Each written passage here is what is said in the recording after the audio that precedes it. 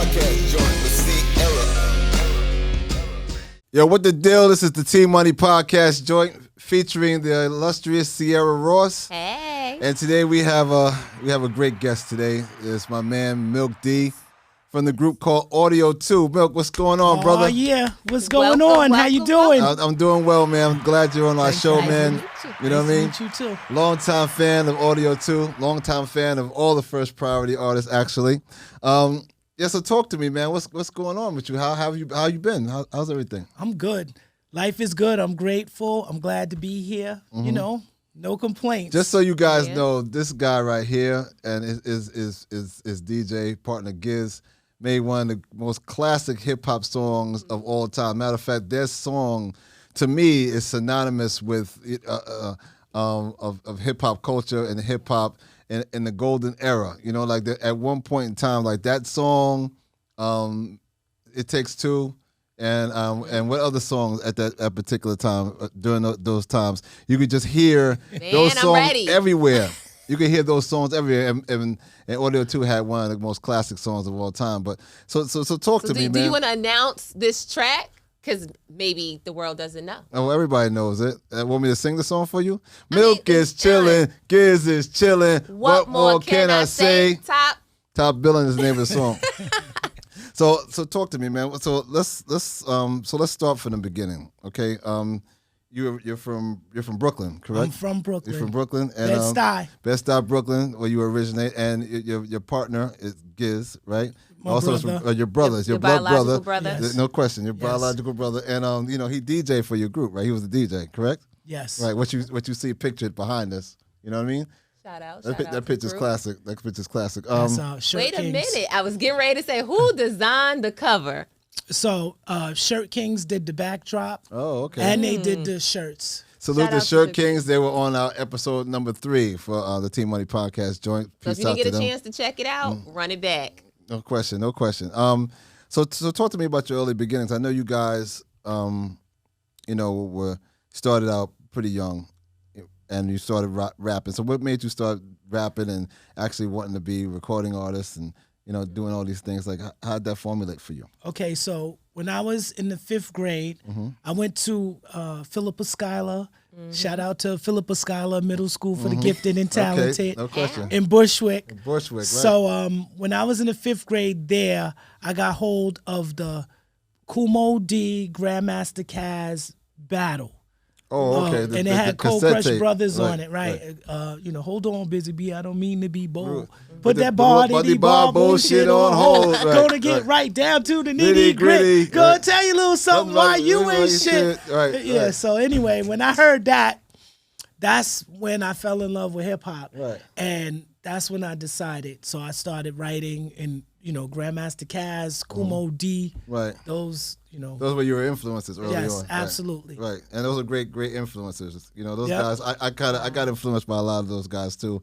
And a lot of the great DJs of the time too, like Flash and great DJs. You know what I mean? So yeah, that's dope, man. So you and your brothers formulated a group, right? Right. Audio 2. Well, even before then, we started DJing. We had a DJ crew. We were called the Scratch Masters. Okay. And you had different names, but then at some point we actually came up with Audio 2. Okay. And speaking of Audio 2, which happens to be the most sampled track to hip hop date, from my understanding, like, let's just touch on that, the creation behind it, and then moving forward, and then the impact. Did you ever think that it would be the most sampled? Okay, so you are correct. It is the most sampled hip hop song ever. It's funny, and I tell this story a lot. When we first released that record in 1986, What? right? Most people think it was 87, but we released it in 86, and we pushed it for a whole year to lots of resistance. All the DJs said it was whack. They said that I sounded like a girl, Light sounded like a boy. It was just a beat. So in the beginning, it didn't really feel like it was going to be what it is, but 38 years later, the most sampled hip hop song, and by a lot of different people. Yes. See, this is what happens when you're persistent. Top billing, the most sampled hip hop song of all time. Gotta pay homage to that, sir. And it was produced by Daddy-O from Stetsasonic, right? Correct? It was co-produced by us and Daddy-O. Okay. Yes. Yeah. Daddy-O, respect to Daddy-O. Shout out to Daddy-O. Daddy-O. All Stetsasonic, all you guys, Bobby Simmons, the whole crew. You know what I mean? Actually, I just did Unsung for them Thursday. Oh, really Wow. dope. Really dope. That's dope. Right. Yeah, no doubt, man. So listen, man. Daddy-O's my mentor, but go ahead. That's totally understandable because Daddy-O he's about this culture. He's serious about his. You know what I mean?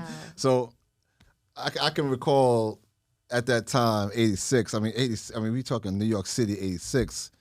You're talking the paid in full era. You're talking about bamboo earrings. Right, you're talking about listen, and when his joint dropped, you heard it in the streets and people's cars, and you heard it in the club. In the club, it was disrespectful. In the club, when you dropped that joint in the club, it just went bonkers. And and like, to be honest with you, I was like, yo, this record is everything. You understand? So at that time, was that song on that song was on priority or first priority at that time? Right, and then First Priority started signing other artists like Light and well, we released Top Billin' and Light's first song, I Cram to Understand You, at the same time. At the same time, we were pushing both of them at the same time. Right, and now, before we get too deep into First Priority, can we just touch on a little bit how it started? Mm-hmm. Who helped you start First Priority? So First Priority is a family label. Mm-hmm. My father's the leader. Right. So my first record came out in 1984. It was a Christmas record. It was called A Christmas Rhyme.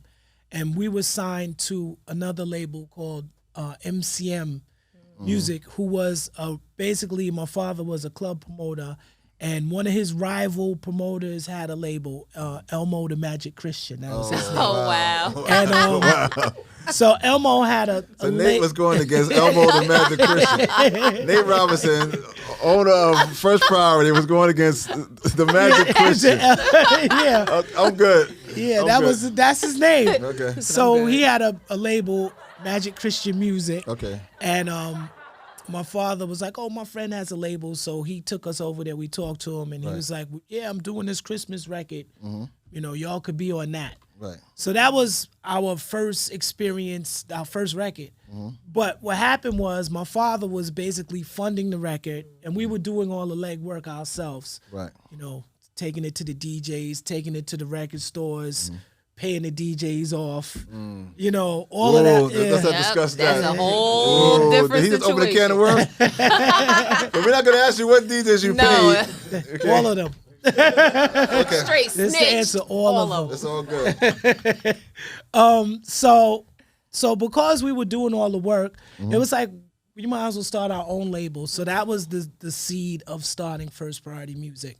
Yeah, because you mentioned mentorship. So from that, you had to be able to recognize it. So it seems like your dad was your first mentor, and then absolutely, business wise. Right.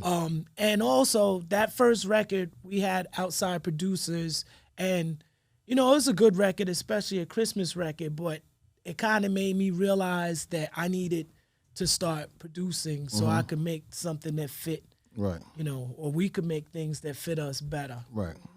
Right. And you mentioned MC Light, just for those who might not necessarily know the backstory, and for clarification, are you related to Miss MC Light? So we used to say that we were sisters. She was my sister, and we grew up together, and we are family, hip hop family. But she's not my sister. But we're like now that we cleared that up. Yeah. MC Light is not your biological sister at all. But she's my sister. But she's your musical sister. Right. Yes. Again, women need to definitely be protected in this business, so that's important. You actually shaped her, and with through the artist development, along with a few other people. Yeah, so well, that's I treat her commendable. like my sister, and we always protected her like our sister as well. So shout out to you. Shout out to the men that's still protecting women. No question. Shout out to MC Light too. She's doing very well. Yes. You know what I mean? So now the record drops, right? Now, Audio 2 is on fire, right? So you're doing shows, you're doing everything. When was the first time that you heard your record? I know, like I had mentioned earlier, that you heard it in the streets, you heard it in the clubs. Who played it on the radio first? What DJ actually played it without getting paid? So, without getting paid, no one. Okay, No, Okay. we didn't pay him. Okay. So, like I said, we were pushing it for a year, and the response back was it was whack, whatever. So, one day, about a year later, a DJ at a college in, I think it was Connecticut, he started playing it. And then a DJ in Houston started playing it. And then all of the college DJs started playing it. So your record didn't break here in New York, it broke out of state. Right. Wow. Right. Well, the college, on the college level. All right. So then one day, Marley Marl Oh, okay. played Light's record, I Cram to Understand You. And it's like, oh, wow, he's going to play Top Billing. He's going to play Top Billing. He played I Cram to Understand You 1 week, 2 weeks, 3 weeks. And I was like, yo, he's never going to play it. Right. So then, like, around the 4th week, he played Top Billing. And once Marley played Top Billing, that was it. It took off. Oh, it just got crazy right then, right? It got really crazy. It was actually on the countdown, the top 8 number one for like 6 months straight. 6 months? 6 months. I didn't know straight. it was 6 months. That's That's a long time. A long time. That's a We long was time. ahead of Michael Jackson. He was number 2. Okay, well, Michael Jackson got to take a seat to this hip hop thing. Wow. God bless the dead. Yeah. You know what I mean? How did that change your life? It's funny because you always think that you're capable of amazing things, right? You have to feel that way in order to be an artist. You have to have confidence. Right. So I kind of felt like that's what it was supposed to be. That was supposed to happen. Okay. At that time, I realized later how special and important it was because of the path. Like every artist has their own path. And I was like, oh, that was a unique thing, the way it happened, and that was our path. That's your story. But at the time, I was never as funny because all I wanted to do was make beats. So I just stayed in the studio and created. So I wasn't like out on the streets and feeling it like that. Right. The only time I would feel it was at the Latin Quarters or whatever during the shows. But it felt good, especially after being rejected for a whole year. Yeah. Right. Well, I know, and that was probably really tough for you. You know what I mean? Because was as an artist, tough. it was really tough because it gets to be like, okay, now, because you know what people always say, like, you know, this is business, not personal. Like, Yeah. I never understood that philosophy. Like, you know, what you put your life and your energy into is always personal to you. You know what I'm saying? Yeah. So if people don't naturally, gravitate towards what you're dealing with, you sometimes you're feeling away, right? Yeah. So I mean, it was probably kind of tough, but it proved to be beneficial in the long run, right? There were times I would go home and cry. Yeah, right. To be honest, it's Right. like it was hurting. Like, oh my God, this is never gonna happen. Never happened, and you put your life's blood. You put into your it. heart into it. Right. Yeah. But you came out of it very well, I'm thinking, right? So then you received I kept a lot going. of right, and you received a lot of recognition. You know what I mean, as it relates to this song, even to this day. I mean, Hold on, I'm just going to interrupt you for a second. Go I ahead. think about this all the time. Suppose I would have stopped.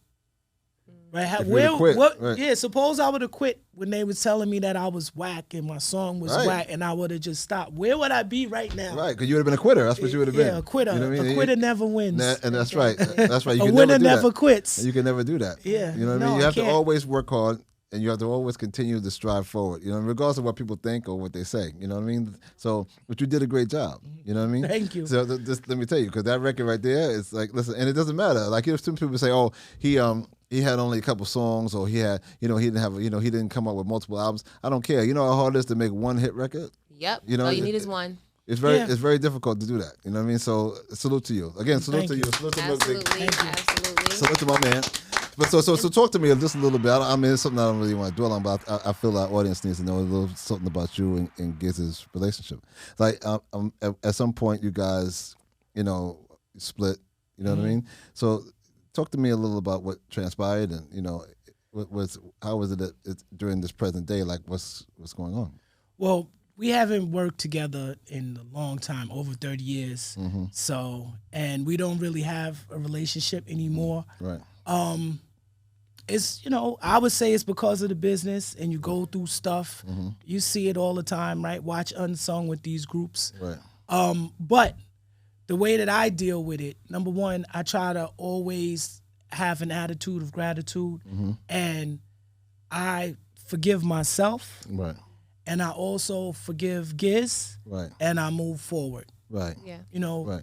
We were young, Right. and it takes two. Like I would never try to say, Pardon the it's pun. Giz's Pardon the fault. pun. Yeah, right.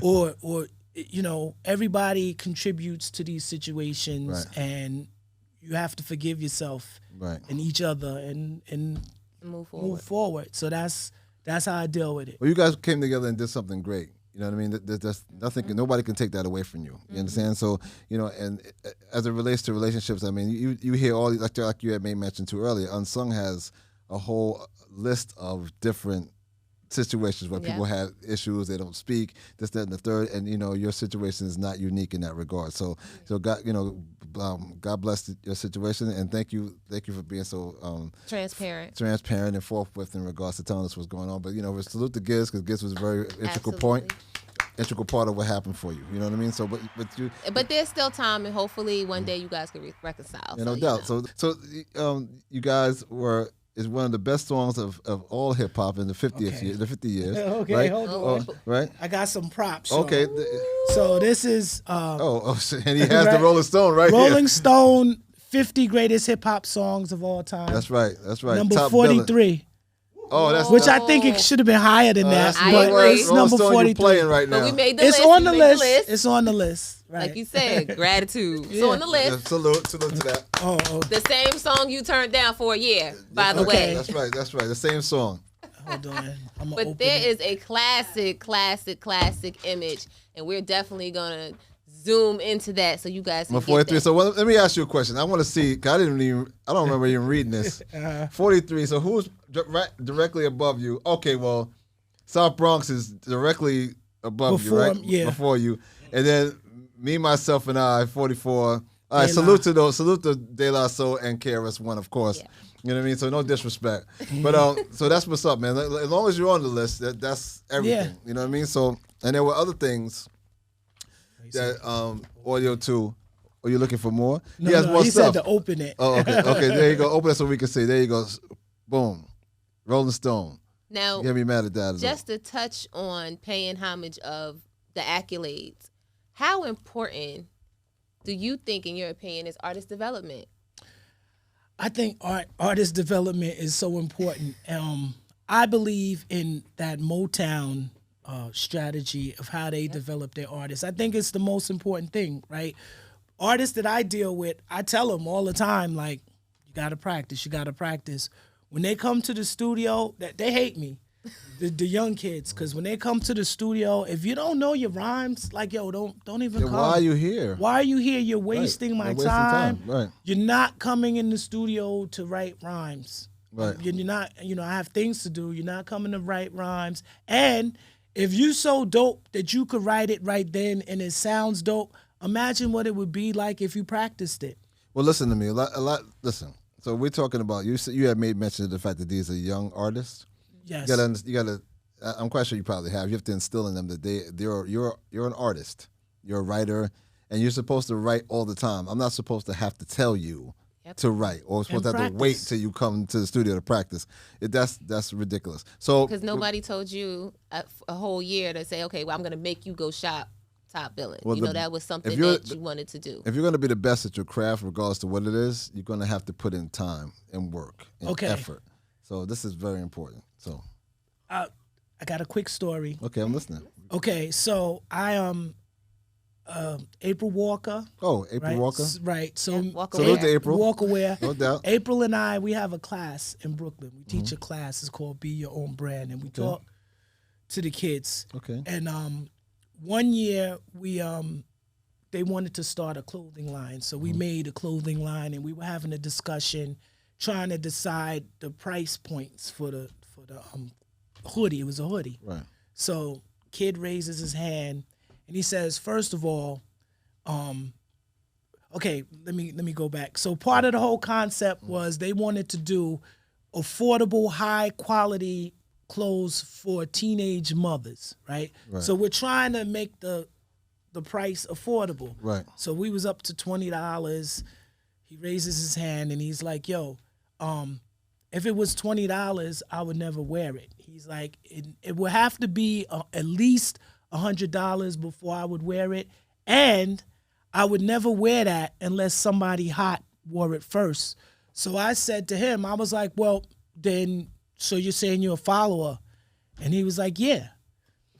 Right? So, wow. Right? You see the difference? Like, and from our time, that's something that you never want to say. Like, I'm a follower. You want to be a leader. So this is just an example of how the dynamic has changed. Right? It's like, you said, if you want to be the best, being the best isn't part of the discussion anymore. It's not that anybody wants to be the best. You know, they just want to get that bag. They don't care if they're the best or not. Yeah, it has a lot to do with understanding what's hot and what's not. And a lot of kids just don't seem to understand that concept because it's just a totally different energy now. You know what I mean? So, but we're gonna touch on the best very, very soon because there's a particular photo that shows the best. Now there are a few people that's missing, but this is a very classic photo that we're gonna get into. Yeah, I mean the photo that actually covered it covered a lot of people that were in hip hop at the time. But we'll discuss that in a minute. But more importantly, what I want to talk about is the mindset of the youth that are involved in this culture today is totally different, obviously, than what when we grew up. Okay, because we did it for different reasons, and I lent air to that in a different episode, talking in regards to, a lot of people do things now based on what you just mentioned, the fact that they're following. And because they don't totally understand, they don't have an ear. They don't know what, say for instance, your song came out, right? Mm-hmm. And all these people were like, no, no, no, right? Somebody that had the balls and it felt they were creative and understood what was hot decided to play your music. Mm-hmm. You know what I'm saying? If everybody thought the same way, your record would have never got played. You know what I'm saying? Right. Because they would have been like, waiting for the next person. Oh, I'm waiting for the next person. Or I don't want to play that because I may lose my job. Or I'm doing this. This is not how change happened. This is not how. There's so many artists that are out there that have great material, right? And they don't necessarily have the following. They don't necessarily have the subscribers. They don't necessarily have the views. The support. They don't have the support. But they're incredible artists, and people don't give them a chance because my man Raphael, who was the hottest one on the street, he don't mess with them, so I'm not going to mess with them. You're foolish. You know what I'm saying? Or this doesn't sound like anything that I've heard before. Right, because so now it's not valid. Now I'm scared. Right, now I'm scared. Oh, now we're talking about that word validity, being valid. That's absolutely ridiculous. You yourself, and most people don't have, and I really can't blame most people because most people don't know what's hot really. They don't. They, because we're dealing with a copycat culture at the moment. You understand? Yeah. If you and I think the labels had a lot to do with that because if you sound like an artist, they want to sign you just because of that now. Mm-hmm. It's not it's because more copy and paste. Yeah, it's kind of whack. You know what I mean? So and salute to what happened to you because hopefully that happens to the next person, that someone has the courage to actually play their music and launch it to another level. Because if without those kind of people, we'd have nothing. We wouldn't have diversity and variety in our music anymore. We would have everybody doing the same shit, which is crazy. And speaking of diversity, what was your experience working with the Beastie Boys? That had to be mind-boggling. Okay, so I'm a huge Beastie Boy fan. Mm-hmm. I'm a fan of Rick Rubin. He's one of my production idols, so I always followed him, and it was a dream come true for me. Mm-hmm. How did it happen? So I After me and Giz broke up, I signed a deal with American Records, which is Rick Rubin's Rick's label, yeah. Mm-hmm. And they were asking me like, well, what do you want? What do you want to do? And I was like, yo, I really like to do a song with Ad Rock. And they were like, it's not gonna happen. They hate Rick now and this and that. Right. So, but Dan Charnes reached out to Ad Rock, and Ad Rock was like, I'm a fan of Milks. I do hate Rick, but I would do it. But just I can't work with Rick. But so we went in and we did it. So it was a dream come true, and I'm glad that he did it. That's cool. Although he had issues with Rick. Well, this is the business. Everything it's a lot of things that go on behind the scenes. But as long as people understand the vision, like, T was just saying, and continue to keep this driving force, we'll keep making magic. So here's a quick story about that session. So I flew out to LA. They had a studio in LA and we were recording or whatever. And Ad Rock, he had a coffee grinder which he put weed in. Right. And he was sitting there and he was crushing up his weed and he was looking at me and he was looking at me and he was looking at my pops. He's like, and he was like, you smoke weed? He's like, Mr. Robinson, is it okay? And I was like, no, I don't smoke weed. He's like, oh, okay. And so we did. Okay. Yeah. That was pleasant. Okay. See, you have he didn't know what to do. He's like, he's sitting there with his father. Ask permission. Yeah, like Mr. Rock. Like, you're in a room with former punk rock. I mean, that's who Ad Rock is. So yeah, that's respectable. That makes plenty of sense to me. Lucky it was just weed, right? That part. So your song. So to go back to Top Billin', it was also sampled. And you said it was like the most sampled record of all time, but probably the biggest sample out of all those samples, it was sampled by 50. The I Get Money. I mean, that was a big one. Okay, so first of all, it's been like you said. So how did that transpire? Like, okay, let me just correct you first. Okay, please do so. 50, it was a big one. I think Real Love might be the biggest. Oh, well, true. Just because it's like one of the first that was cleared, and it's been going on for so long. Yeah, Real Love was big. We true. just facts. We just had a Target license last year. They were playing Real Love, so that was big. 50 was big, but you also have to remember. I'm gonna try and mention a few. Let's see how many you can remember. I'm gonna try. Go ahead. Okay, Dr. Dre, Snoop Dogg. You gotta name the song. I'm not gonna be able to name all the songs. Okay. I'll give you the people. Okay. Dr. Dre, Snoop Dogg, Biggie, Mary, Wyclef, Little Flip, Black Eyed Peas, Fergie, Jay-Z and Kanye. Right. Okay. This is the I got no ASCAP award for Otis. Kanye used it twice though. He used it on Otis and another song. R. Kelly. That's big. Thank you. No question. R. Kelly. Who am I forgetting? French Montana. That's a new one. And the Black Eyed Peas used it twice. They have a new album out now where they used it. Redman, Method Man, Usher. On and on and on. Oh, wow. So right now, amazing. I think that was 17. I counted. That's amazing. That's unbelievable. Wow. That's Puffy used it like 6 times for different songs. Oh, wow. Right. That's a lot. So it's the count is over 300 right now. It's like 310. 310? Yeah. Wow, I was complaining about people using Knowledge Me, man. Oh my goodness, 310? That's a lot, brother. Congratulations. Yeah, it is. Has it ever been sampled and then you hear the finished product and you're just not feeling it? Okay. That's a very good question. I have another story. That's a very good question. So you like, man. Was there ever someone's song that you was like, oh, why did they take that? You messed up my song. Anything else. Right. Okay, and this is one of the biggest lessons I learned in my life.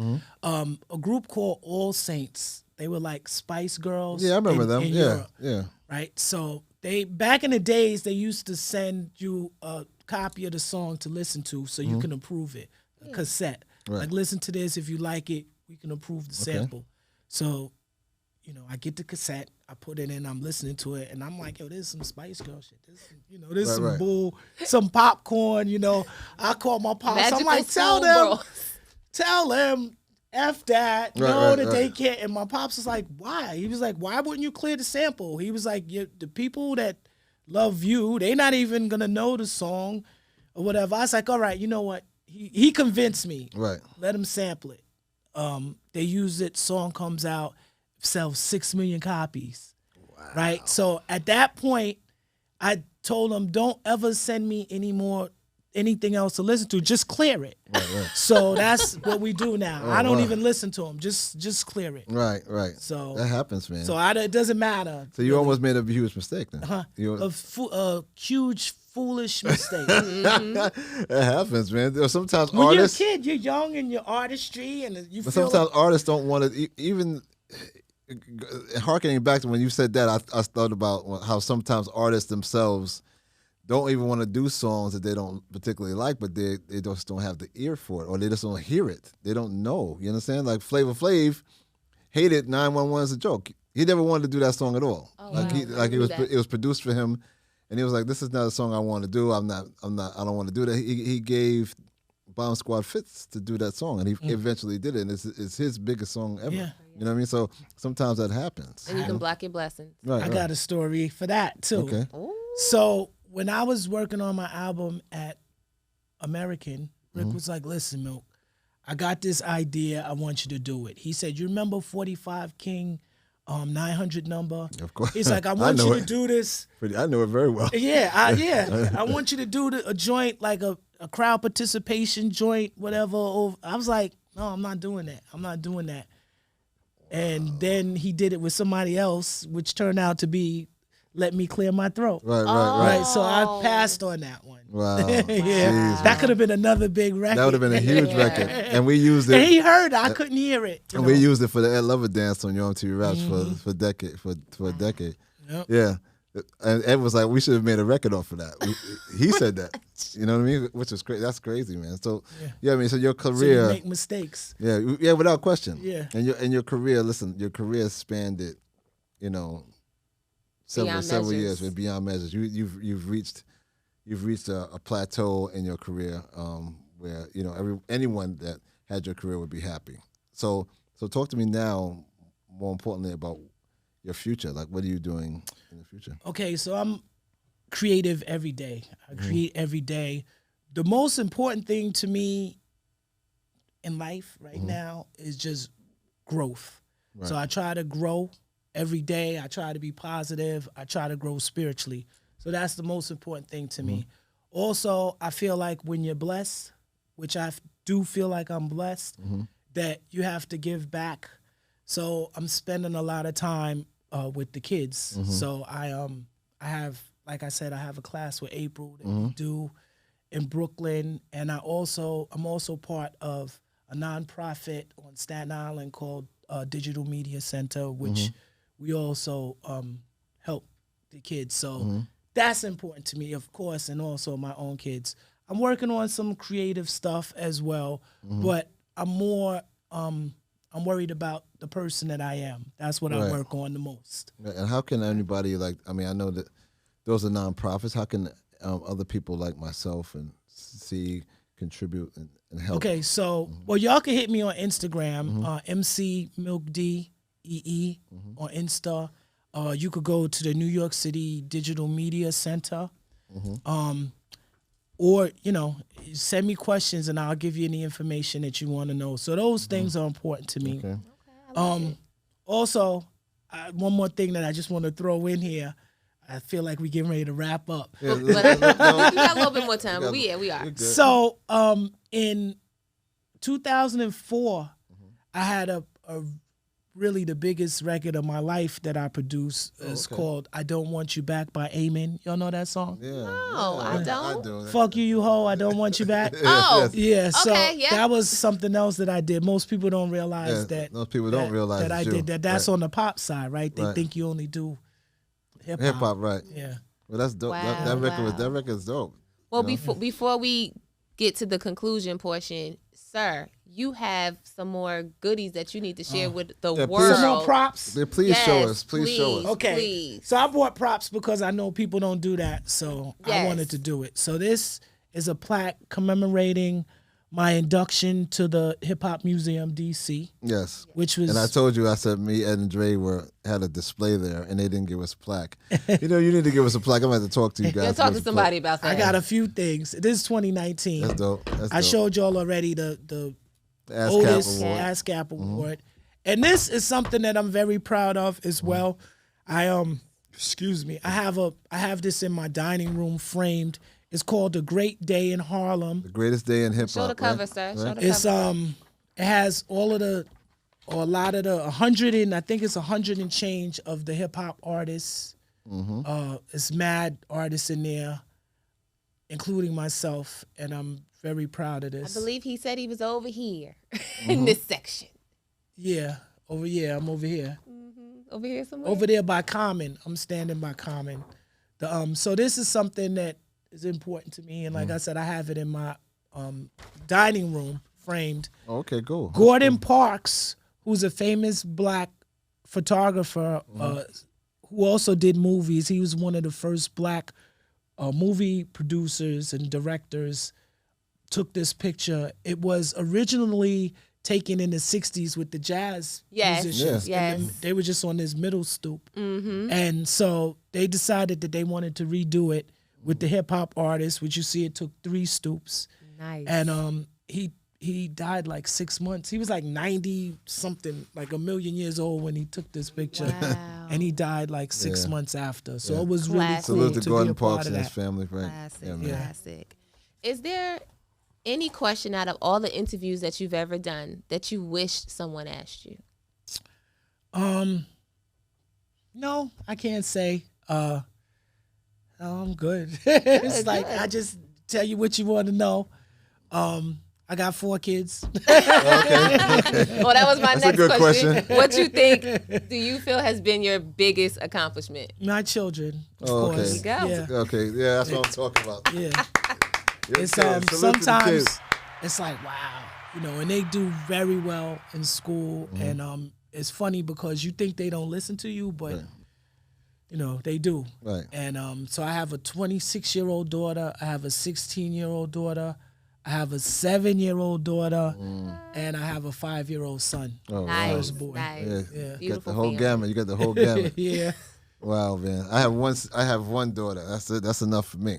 it's a lot. Okay, that's enough. It's a big responsibility. You got 4. That's very good. I salute you, brother. I mean, thank you you. for coming down today. Thanks man. for having me. Yo, Milk, that's what's up. So listen, it's a part of the song Top Billin' that I had a question about because it didn't make any sense to me. It's a line that you say, suckers that's down with me. Is that what you're saying? Or is it something totally different? Everybody says that out loud. I'm like, is he really saying that? How does that make any They sense? do say, to this day when I perform it, they still say suckers that's down with me, which doesn't make any sense. Any sense? What I say is suckers that's down with neither.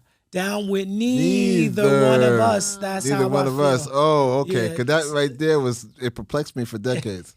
It's like, This interview, it's real like talk. Milk is down with suckers. Right. How stupid was that? This interview itself was worth having just for that. Because I need to know. I need to get that out of my head. You know what I mean? But that's dope, man. Thanks a lot for telling me. Thanks for the clarity. I appreciate that. Thanks man. for having me. Thank you. Anytime. That's right, man. I'm trying to tell you, And- man. Milk D in the building, And man. just one last time, sir, where right. can your new fans find you? Y'all can find me on Instagram, MCMilkDEE on Insta. IG. That's where I'm at. That's right. That's where you be at. My man Milk D, T Money, Ciara Ross, the T Money podcast joint. We out. 2 fingers. Peace. Peace. Love it.